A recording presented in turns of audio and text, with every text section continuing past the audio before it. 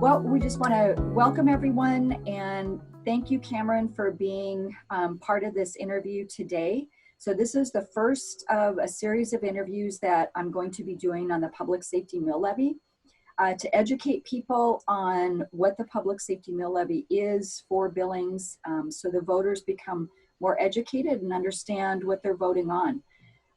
So I am City Councilwoman Penny Ronning. I represent Ward 4. And today my guest on this interview is Cameron Abell. Cameron, you are an engineer with the Billings Fire Department, and you are here today off duty because that's what we have to make sure is happening. You have to be off duty and not on any city equipment. And you're here to help educate the public, as well as you are part of the Billings Firefighter Union. I'm going to let you talk a little bit more about that. But Cameron, one of the reasons why I wanted to talk with you, at City Council, I hear often from Chief Rash, but what we don't hear is from boots on the ground, headed to the fire workers right here in Billings. You are the neighbor to many people in your neighborhood. You are a citizen in Billings.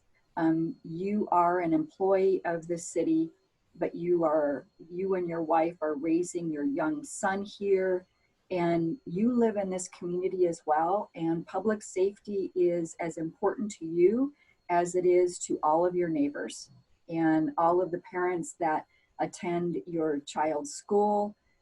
So really wanted you to be my first guest here because I think it's important that voters and residents hear from someone who is doing the job and what the Public Safety Mill Levy means to you in your employment and your ability to do the job you want to do and your fellow firefighters want to do. So I'm so glad that you're here and really appreciate the work that you do. So we're going to start off trying to keep these conversations short so we keep people engaged and not take a lot of their time watching videos. So we'll run through some topics quickly.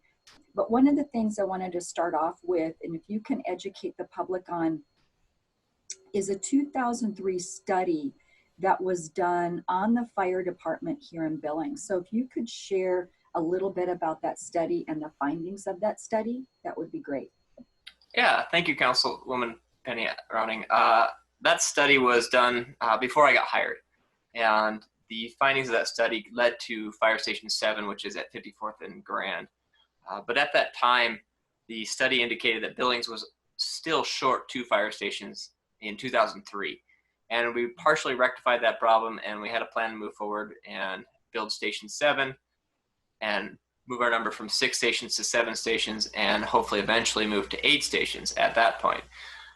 Fast forward now to 2018 when we did our last study, and it indicated the same basic results, that we're 2 fire stations short of the national average. And what that's based on is numerous different factors, but one of the big ones is response time. Station 7 was put in place where it is because our fire station at 17th and 17th and Park Hill was running all the way out to Ironwood and all those new homes that were being built out there. And the run times from that fire station out there were incredibly long. And now we see the West End is expanding continuously. The Heights has not expanded geographically a lot. Population-wise, it's a very large population center.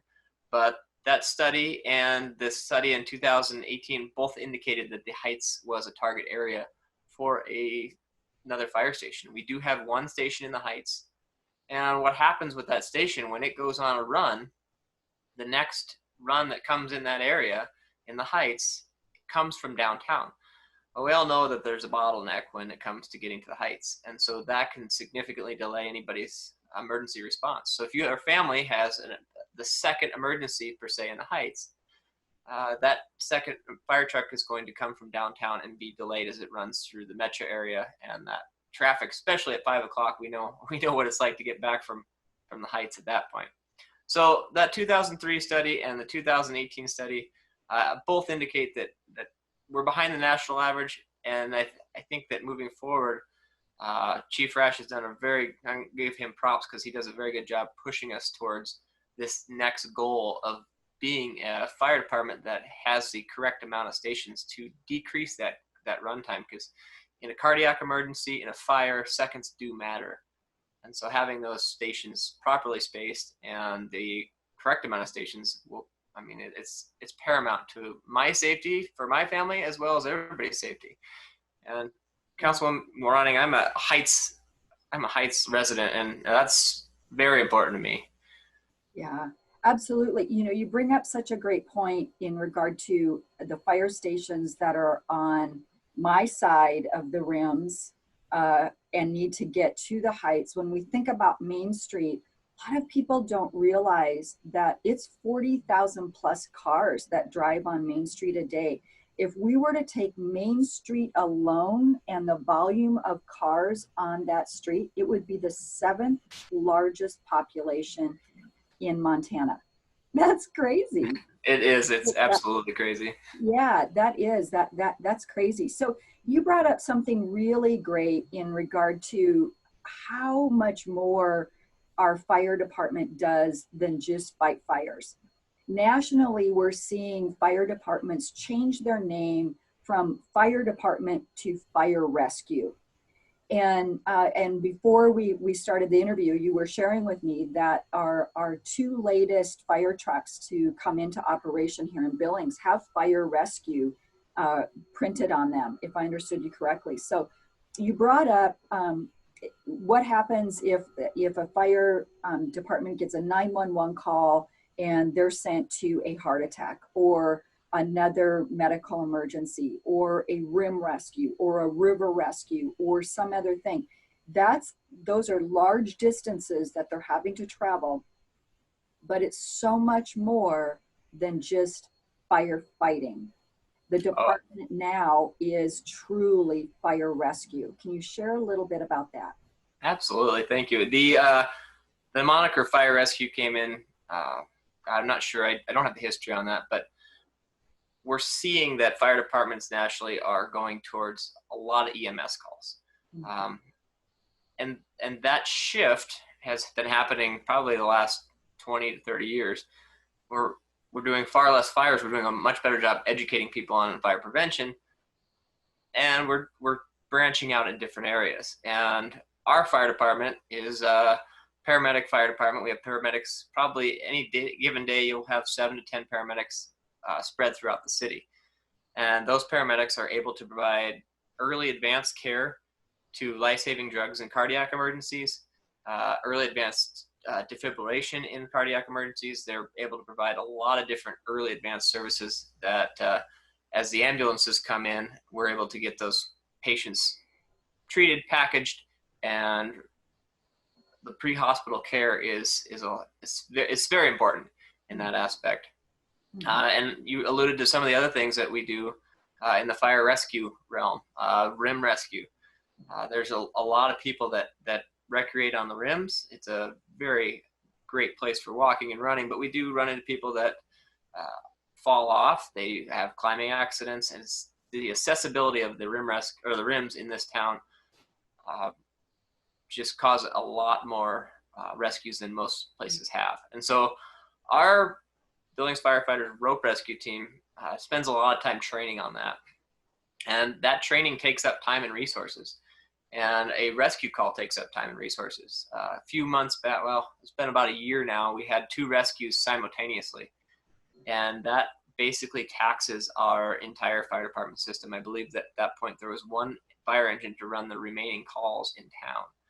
And we're seeing average calls between 60 and 70 calls a day between 7 fire stations. And when you divide that out, it doesn't seem like a lot, but when you're talking about calls that take 45 minutes to an hour and a half, that starts to stretch your timeline, and it really taxes resources.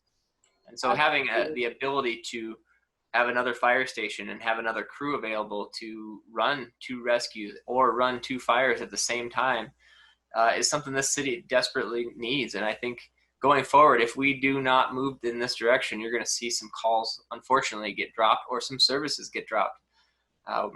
it's not sure when or where, but eventually we're going to hit a breaking point where we can't keep up.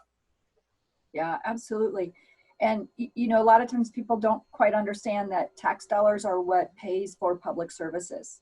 Not only tax dollars, but the city of Billings has done an amazing job in every single department. You know, I can speak to this from a city council perspective.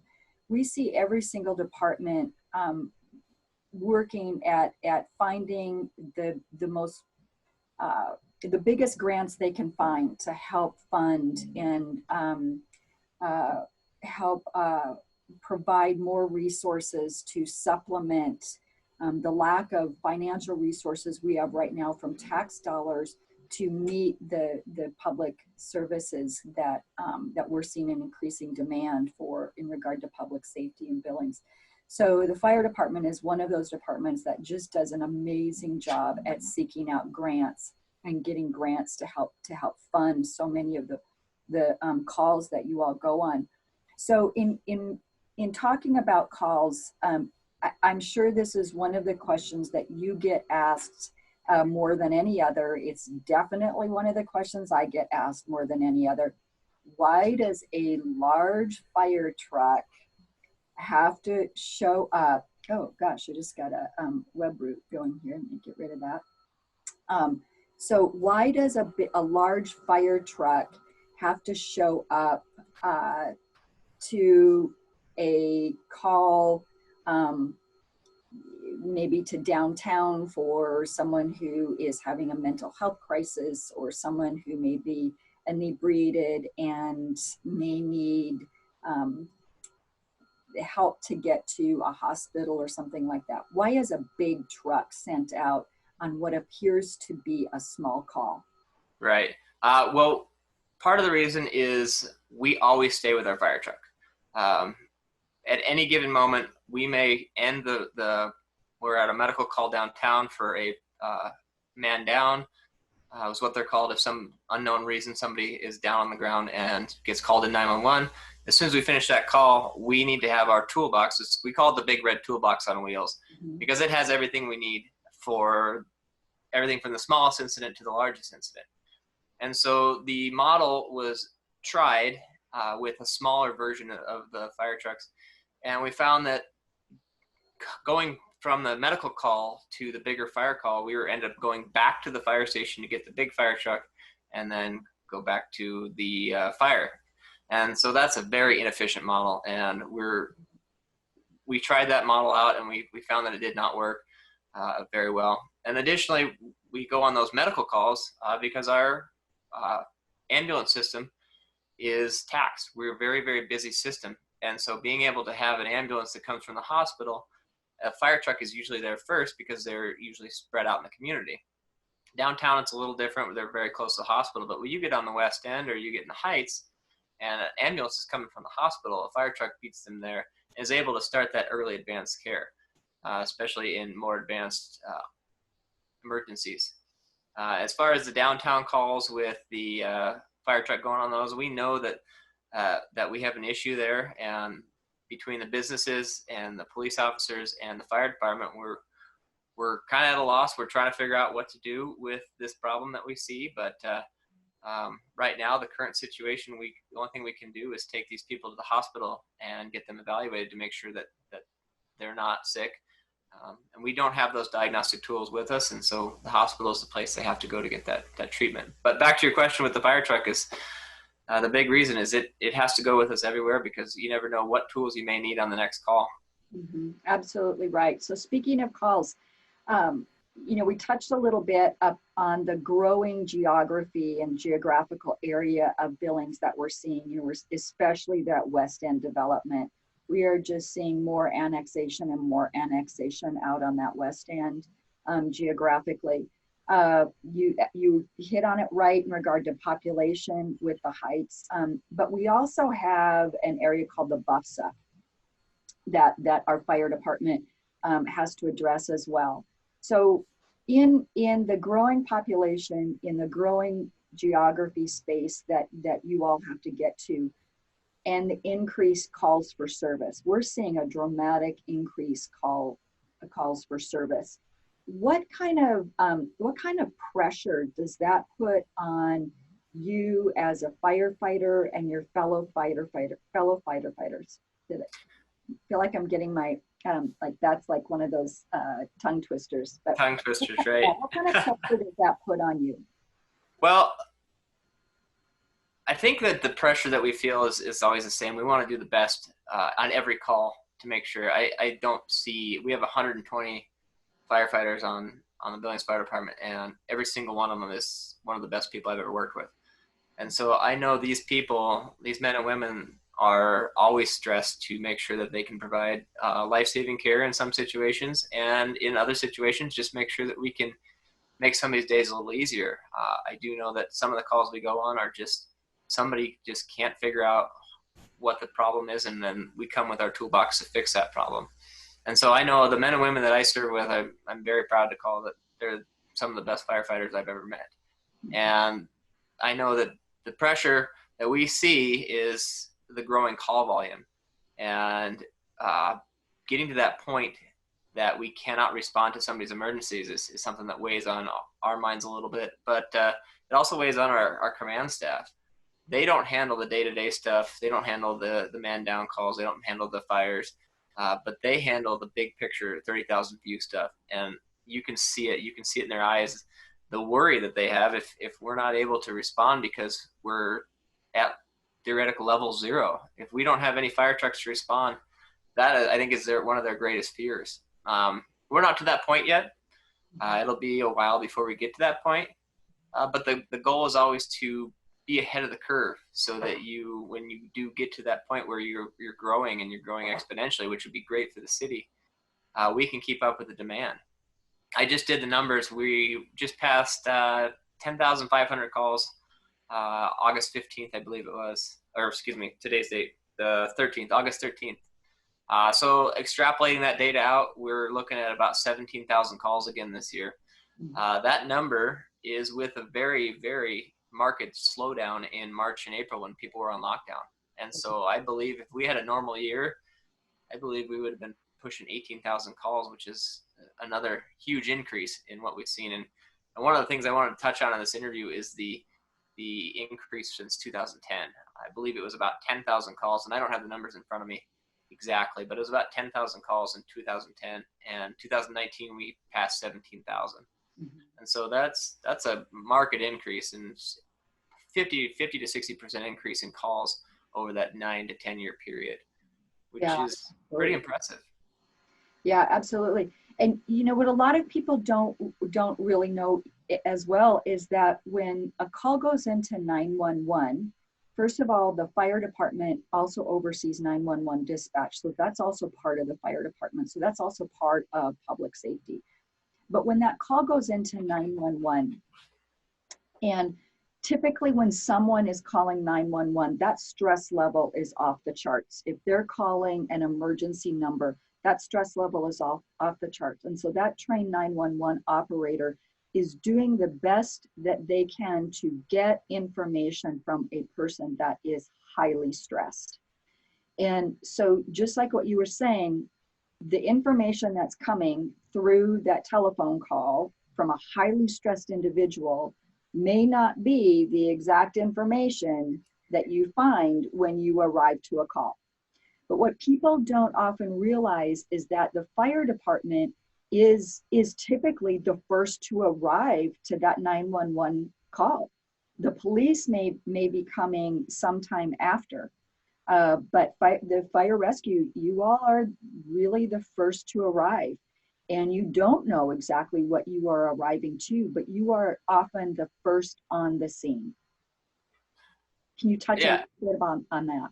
Well, yeah, and that leads a good point, and somebody that needs to be given a little bit of a shout out there is the dispatchers and the 911 operators, because that is a very stressful job, and a lot of times they don't get resolution. When we get there or the police get there, the caller hangs up and deals with us, and it's just kind of a ... for them. That's an ellipsis at the end of their story, and they don't get to find out what the resolution is. And so that added to the stress of the situation that they're picking up the phone to, they're stepping right into the middle of a a storm and they don't know what they're getting into. And so they do an amazing job getting us the information out of a panicked person. But the variables are always changing. And when we show up on scene, we sometimes find some pretty wild things that were not in the initial call. But those men and women that do that job really do a good job. And they do the call taking for the police officers. They do the call taking for the county fire departments, the sheriff's office, all the radio dispatch for all the agencies in Yellowstone County. They do that. And so they are always busy. Sometimes you call and you say, hey, we're going to this call, and it'll be a little bit before you get a response back, but that they're either on a phone call because they're doing double duty or whatnot. Mm-hmm. And that brings up another good point is, so if anybody's watching this and wants to see what that's like, they are hiring. They always need people there. And so I will throw that little pitch out there that you can get in there and you can do what they do, then definitely sit down in that seat and learn from them, because they're looking for good people. Absolutely. And when people think of public safety, and I will share, I think that public safety from a Billings standpoint, the conversation has been heavily geared toward police. And it seems as though our fire and our dispatch and our attorney's office, that is also part of the public safety departments within the city, as well as municipal court. They don't seem to get as much attention from the media. They don't seem to get as much attention when we talk about public safety, even at city council. What we tend to focus on is the rate of violent crime that is going up, and it's we're hitting record numbers here in Yellowstone County when it comes to violent crime. But part of that discussion that gets lost on that, again, is that when that 911 call comes in and you're dispatched out, you often are headed to that exact same call that the police are headed to. Yeah, it's a system. Yes, it's definitely a system, and that system, if one piece is short, we all are short. The latest rash of shootings that go by, the police do the majority of the work on that. They work really hard on that. But we come in, the ambulance comes in, and we patch holes, and we bring people to the hospital, and the 911 call takers, they take those calls when the shootings are happening, which is a very high stress situation. And so if any one of these links in the system is broken, and after the fact as well, the prosecutor's office, that's a link after the fact, after the initial emergency is over. It all works together, and we don't resolve the issue if one of these links is broken. And I'm going to be a little selfish, as I'm a firefighter. I want fire stations and fire trucks and more firefighters, just because that's what I know. But I also know that this is a system, and without a certain link in that system, the chain gets broken. Yeah, you're absolutely right. And one of the things that's really important for the voters to remember is that our public safety, it's 24/7. It never shuts down, doesn't take a holiday. There's no holidays, there's no days off that our public safety departments aren't operating. It is 24 hours a day, 7 days a week, 365 days a year. There's never a second of a day where you're shut down. You're all taking the day off, you're closed. Always there, always ready. Exactly, doesn't happen. And those costs continue to go up, just like, the cost of a hamburger, just like the cost of a milkshake, just like the cost of medical expenses, everything else. Those costs go up, and we all have to remember that. And that this is part of how we value our community and how we value people like you, who are our neighbors working in our community, to provide the best resources we can have if our family members are in trouble, if our family members are hurt in some way, or need you to be there as fast as you can be there. Well, Cam, I am so grateful for your time today. Is there anything that you wanted to touch on that we didn't hit yet? I saw one question came across. I don't remember if it was a Facebook forum of some sort, but the question was, why, if the city's growing, why is there not enough money to go with this? And I think the answer to that, part of the, I mean, that's a complicated question, but part of the answer to that is the 2004 mill levy. The thing that we're trying to pass, the repeal and replace, is partial fix to that. We have a capped dollar amount right now on our mill levy from 2004. It's $8.2 million. And so that dollar amount has been frozen in time since 2004. We're still operating with that same $8.2 million. And like I said, the cost of a sandwich, the cost of gas, the cost of all those things has gone up, as has the cost of doing business, as well as the call volume. And so all those things have expanded, but the money has remained the same. And so this fix that we're attempting to have the voters pass is a fix that will allow us to grow into the future. I believe it's not the end all be all, but it helps us move that burden a little bit and helps us grow as the community grows. And so moving back to that mill cap rather than a dollar amount cap, I think is going to be very good for us going forward. Yeah, I agree. And it's a good point. And I'll be talking about this further in different interviews as well with people, but you're absolutely right. You know, the unique thing about what this particular mill levy is we're just asking the voters to approve it again.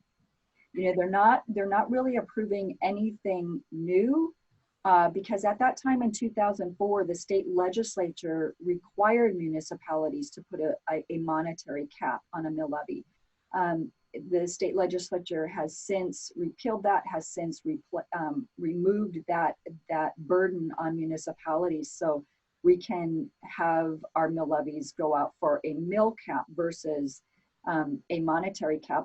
And I'll talk further in different interviews about what a mill is and why it's so important that these mill levies be on a mill versus a monetary cap. But you're absolutely right. With that 2004 mill levy, that $8.2 million cap, what it did is it actually spread that monetary cap out to a larger group of people, so their tax dollars actually went down. You know, the what they were paying, it went down. The individual was paying, it went down because it was that 8.2 was spread out to more people. But yeah, the 8.2 in 2004 does not have the same spending value as it does in 2020. And going forward, you're absolutely right. And I think it's important for voters to understand too, that this particular mill levy, it took a dramatic change because of COVID-19. And it was put together with the understanding of the economic hit that our community has taken because of COVID. And so the reality for that, though, is that we still have a public safety demand, and we still have this deficit because of that 2004 public safety mill levy, and because of the increased calls that we have and the increased demand that we have for public safety services. But if this mill levy doesn't pass, the reality is that your job and the job of everyone else that works within public safety departments for the city of Billings, it is going to be impacted because it won't, if this mill levy fails, it doesn't fail on the part of extra money coming in. It fails on the part of meeting the status quo for services we currently have right now. And so if it doesn't pass, it's definitely going to affect the services that all of our public safety departments are able to provide going forward and meet the needs of this public and the growing public. But anyway, Cameron, thank you so much for your time today. I know it's your day off, and I asked you to work on your day off, you know, asked you to talk about your job and your day off, but I'm just so grateful and really appreciate the work that you do and your fellow firefighters do, and all of you at 911 dispatch, because they all fall under the fire department as well. But You all do an amazing job for our community, and I just am so grateful and appreciative. And thank you for your time today. I truly appreciate it, Cameron. And thanks for being a great part of the City of Billings. Well, thank you, Councilwoman. I appreciate you taking the time to do this interview as well. So, absolutely. Thank you so much, Cameron, and we'll talk to you again soon. all right, bye.